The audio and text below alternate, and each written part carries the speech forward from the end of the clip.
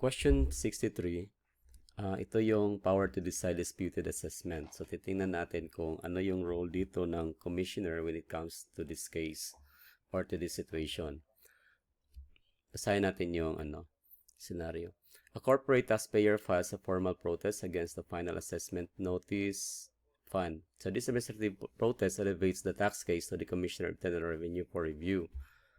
This scenario illustrates that the CAR's quasi-judicial power, which essentially means the CIR has the power to appoint special court judges. Hindi.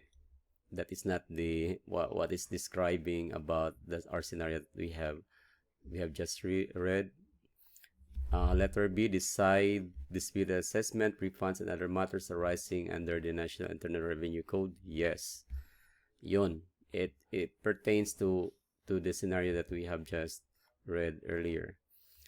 Suspend the effectivity of an IRC. No, he has no power to do that. He can only follow.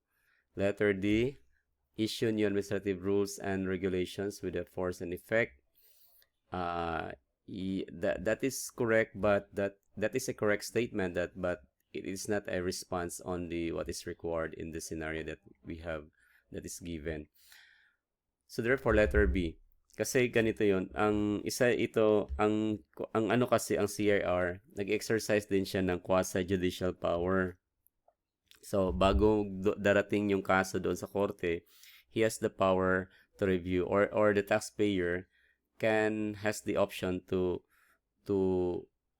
elevate it to the CIR bago yan darating doon sa judicial review.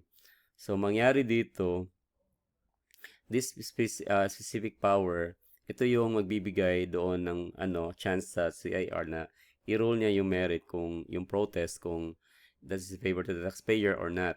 So, titingnan niyo yung mga basis na ganyan, yung mga legal basis, kung pwede bang i-grant ng CIR yung protest ng taxpayer, or kung refund yan, pwede niyang i-grant yung refund. Ito yung critical na check and balance ito, na bago yan mangyari na umabot doon sa korte, ay dadaan lang muna dito sa CIR for review. Kasi may mga cases kasi na pwede nang ma-resolve dito sa administrative pa lang bago siya umabot doon sa judicial courts.